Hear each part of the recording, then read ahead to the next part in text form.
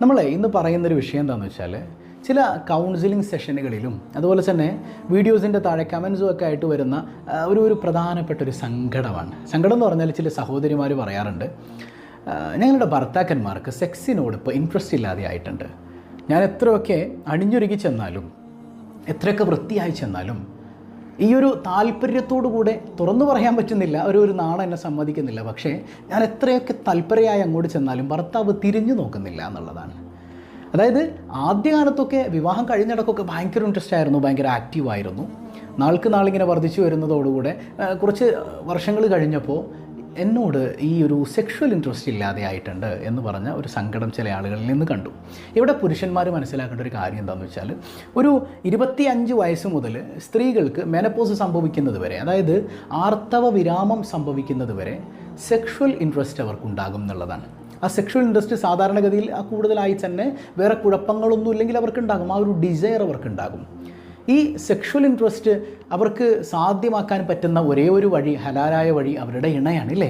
ആ ഇണയായ നിങ്ങൾ അതിന് ഇൻട്രസ്റ്റ് എടുക്കുന്നില്ല എങ്കിൽ, സെക്ഷൽ ഇൻ്റർകോഴ്സിന് നിങ്ങൾക്ക് താല്പര്യമില്ല എങ്കിൽ, നിങ്ങൾ അവരോട് സഹകരിക്കുന്നില്ല എങ്കിൽ, ആ ഒരു ആഗ്രഹം അവരിങ്ങനെ സപ്രസ് ചെയ്ത് വെക്കുന്നതിലൂടെ പലപ്പോഴും പലരിലും മാനസികമായ വിഭ്രാന്തികൾ വരെ കാണാറുണ്ട്.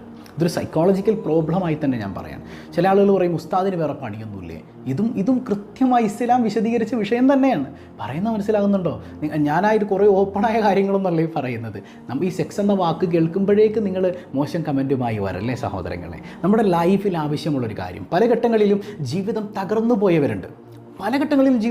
പോയവരുണ്ട്. ഒരു സഹോദരി പറഞ്ഞ ഒരു കാര്യം നിങ്ങളൊക്കെ കേട്ടിട്ടുണ്ടാവുമല്ലോ. അവരുടെ ഒരു കൗൺസിലിംഗ് സെഷൻ അവർ കൃത്യമായി നടന്ന കാര്യം പറയുന്നുണ്ട്. അതായത് എൻ്റെ ഭർത്താവിനെ തിരിഞ്ഞു നോക്കണില്ല, എൻ്റെ ഈ ആഗ്രഹങ്ങൾ ഞാൻ പിന്നെ എന്ത് ചെയ്യുമെന്നാണ് ചോദിച്ചത്.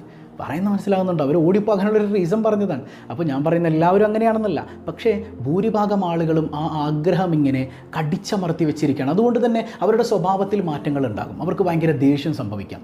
ഇപ്പം നമ്മൾ ചിന്തിച്ച് നോക്കിയാൽ, നമ്മളൊരു ആഗ്രഹത്തോടുകൂടെ ഭാര്യയെ സമീപിക്കുമ്പോൾ ഭാര്യ മൈൻഡ് ചെയ്യണില്ല, നമ്മുടെ ഈ ഒരു സെക്ഷലായ പൂർത്തീകരണത്തിന് അവൾ സഹകരിക്കുന്നില്ല എങ്കിൽ നമ്മൾ എന്ത് ചെയ്യും? ആ ഒരു മാനസികമായ ഇറിറ്റേഷൻ നമുക്കുണ്ടാവൂലേ? ഇത് ഒരുപാട് സ്ത്രീകൾ ഇതിങ്ങനെ അനുഭവിക്കുന്നുണ്ട് എന്നുള്ളതാണ്. ഇത് പുരുഷന്മാർ മനസ്സിലാക്കണം. ചിലർ പറയും, പിന്നെ ആ ഒരു ചിന്തയുള്ളൂ. അങ്ങനെയൊന്നുമല്ല. ആ ഒരു ചിന്തയുള്ളൂ. അവർ ചിന്തയുടെ വിഷയമല്ലത്. മനുഷ്യനാണ്, അവന് ലൈംഗികതയോട് താല്പര്യം ഉണ്ടാകും. ഇസ്ലാം ലൈംഗികത എന്ന് പറയുന്നത് നിങ്ങൾ ഹറാമായ മാർഗത്തിലേക്ക് കൊണ്ടുപോകാൻ പാടില്ല. അതിനും കൂടെയാണ് നിങ്ങൾക്ക് വിവാഹം അല്ലാഹു അനുവദിച്ചു തന്നത്. ആ വിവാഹം കഴിഞ്ഞ ഇണ പോലും അവനോട് അല്ലെങ്കിൽ അവളോട് സഹകരിക്കുന്നില്ല എങ്കിൽ പിന്നെ അവരെങ്ങോട്ട് പോകും? അല്ലാഹു റബ്ബുൽ ആലമീൻ മനോഹരമായ ദാമ്പത്യം നൽകി അനുഗ്രഹിക്കുമാറാകട്ടെ. ചില ആളുകളൊക്കെ കമൻ്റ് അടിക്കാറുണ്ട്, എനിക്ക് ആഗ്രഹമുള്ളപ്പോൾ അവൾ വന്നില്ല, ഇപ്പോൾ അവക്കാണ് ആഗ്രഹം, എനിക്കാണെങ്കിൽ മൂടൂല. അങ്ങനെ പറയാൻ പാടില്ല. അതായത് നമ്മൾ മറ്റൊരു വീഡിയോയിൽ പറഞ്ഞിരുന്നു, പുരുഷന് സെക്ഷൽ തോട്ട് ഉണ്ടാകുന്നത് ഇൻസ്റ്റൻ്റ് ആയിട്ടാണ്. അവൻ എന്തെങ്കിലുമൊക്കെ ഒന്ന് കണ്ടാൽ മതി, പെട്ടെന്ന് അവൻ ആ ഒരു സെക്ഷൽ മൂഡിലേക്ക് വരും. എന്നാൽ സ്ത്രീ അങ്ങനെയല്ല, അവൾ പതിയെ ഓണായിട്ട് വരുള്ളൂ. അപ്പോൾ അവളുടെ ആ ഒരു ഇൻട്രസ്റ്റ് മൂർധന്യാവസ്ഥയിലേക്ക് എത്തുമ്പോഴേക്ക് നിങ്ങളുടെ കാര്യം കഴിഞ്ഞ് നിങ്ങൾ എഴുന്നേറ്റ് പോയി കഴിഞ്ഞാൽ ആ ദാമ്പത്യ ജീവിതം ഒരിക്കലും മനോഹരമായി തീരില്ല എന്നുള്ളതാണ്. അപ്പോൾ കൃത്യമായി അവൾക്ക് ആ ഒരു സെക്ഷൽ തോട്ട് ഉണ്ടാകുന്ന സമയത്ത് നിങ്ങൾ ഈ ഒരു താല്പര്യമില്ലാതെ മാറിക്കിടക്കുന്ന അവളെ പരിഗണിക്കാത്തൊരവസ്ഥയുണ്ടായാൽ അത് മോശമായ കാര്യങ്ങളിലേക്ക്, അവളുടെ സ്വഭാവം തന്നെ മാറിപ്പോകുന്നതിലേക്ക്, മൈൻഡ് മാറുന്നതിലേക്ക്, ഹറാമായ കാര്യങ്ങളിലേക്ക് വരെ എത്തിക്കാനത് നിമിത്തമാണെന്ന് അല്ലാഹു റബ്ബുൽ ആലമീൻ കാവൽ നൽകി അനുഗ്രഹിക്കുമാറാകട്ടെ. അപ്പോൾ കൃത്യമായി ഇത് ചിലപ്പോൾ തുറന്നു പറയാൻ പറ്റിക്കൊള്ളുന്നില്ല ചില സഹോദരങ്ങൾക്കില്ലേ. ചിലപ്പോൾ അവൾക്ക് ഈ ഒരു ആഗ്രഹം ഉണ്ടാകും, ഭർത്താവിനോട് ഇപ്പം എങ്ങനെയാണ് തുറന്നു പറയാം? അങ്ങനെയുള്ള ചിന്തയൊന്നും നിങ്ങൾക്കിടയിൽ വേണ്ടാന്നേ, അങ്ങനെ നാണിക്കണ്ട. ഭാര്യയ്ക്കും ഭർത്താവിനും ഇടയിൽ തുറന്നു പറയാൻ പറ്റാത്തൊന്നുമില്ല. അപ്പം അങ്ങനെ ഒരു ഇൻട്രസ്റ്റ് ഉണ്ടെങ്കിൽ ഭർത്താവിനോട് തുറന്നു പറയണം. അതുപോലെ തന്നെ ഭർത്താവ് കൃത്യമായി ചോദിച്ചറിയണം. അവൾ ചോദിക്കട്ടെ, അവൾ പറയട്ടെ എന്ന് പറഞ്ഞ് കാത്തിരിക്കരുത്. നിങ്ങൾ എക്സ്പ്രസ് ചെയ്യുന്നത് പോലെ, നിങ്ങൾ ചിലപ്പോൾ നമുക്ക് ഈ കാര്യങ്ങളിലേക്ക് ഏർപ്പെടാമെന്ന് നിങ്ങൾ ക്ഷണിക്കുന്നത് പോലെ അവൾ ക്ഷണിച്ചു കൊള്ളുന്നില്ല. കാരണം സ്ത്രീയുടെ സ്വഭാവമാണ് ആ ഒരു നാണം എന്ന് പറയുന്നത്, ആ ലജ്ജ എന്ന് പറയുന്നത്. ആ ലജ്ജ ഇല്ലെങ്കിൽ പിന്നെ അവളുടെ ആ ഒരു സ്ത്രൈണ സ്വഭാവത്തിൽ നിന്ന് അവൾ പുറത്തു വന്നതുപോലെയാണ്. അപ്പോൾ അവൾ ആ ഒരു ലജ്ജയോട് കാണലാണ് ഭംഗി. ആ ലജ്ജയിലുണ്ടായിരിക്കുക നിങ്ങൾക്ക് അങ്ങോട്ട് ചോദിക്കാമല്ലോ. ലജ്ജ എന്ന മൂടുപടത്തിൽ നിൽക്കുന്ന അവളിലേക്ക് നിങ്ങൾക്ക് ചെല്ലാമല്ലോ, നിങ്ങൾക്ക് തുറന്ന് ചോദിക്കാമല്ലോ എന്നുള്ളതാണ്. അപ്പോൾ ഞാൻ പറഞ്ഞല്ലോ, ഈ 25 വയസ്സ് മുതൽ അല്ലെങ്കിൽ ഒരു 25, 30, 40, 48, 50 ഈ പറയുന്ന മെനപ്പോസ് സംഭവിക്കുന്നത് വരെ അവൾക്ക് ഇതിനോട് നല്ല താല്പര്യം ഉണ്ടാവും. അതാണ് ഞാൻ പറഞ്ഞത്. ഇപ്പം എല്ലാവർക്കും ഉണ്ടാവില്ല ഉസ്താദ് എന്ന് പറഞ്ഞ അടിയിൽ കമൻറ്റ് ഇടാതിരിക്കാനാണ് ഞാൻ നേരത്തെ പറഞ്ഞത്. ഇത് വേറെ കുഴപ്പങ്ങളൊന്നും ഇല്ലെങ്കിൽ ചില ആളുകൾക്ക് ഉണ്ടാവില്ല. ഇത് ഭൂരിപക്ഷം ആളുകളിലും ഈ ഒരു താല്പര്യം നിറഞ്ഞു നിൽക്കുന്ന ഏജ് തന്നെയാണത്. സ്ത്രീകൾക്കും അങ്ങനെ ഒരു താല്പര്യമുണ്ട് എന്നുള്ളൊരു ബോധം ഭർത്താക്കന്മാരിൽ ഉണ്ടാകണം. ഇല്ലെങ്കിൽ അധാർമികതയിലേക്ക് വരെ പോകാൻ പറ്റുന്ന, നിങ്ങളുടെ ജീവിതം തകർന്നു പോയേക്കാവുന്ന ഒരു കാരണം തന്നെയാണിത് എന്ന് നിങ്ങളിലേക്ക് ഉണർത്തുകയാണ്. അപ്പോൾ കൃത്യമായി ഭാര്യയ്ക്കും ഭർത്താവിനും പരസ്പരം തുറന്നു പറയാനുള്ള സാഹചര്യങ്ങൾ ഉണ്ടാവണം.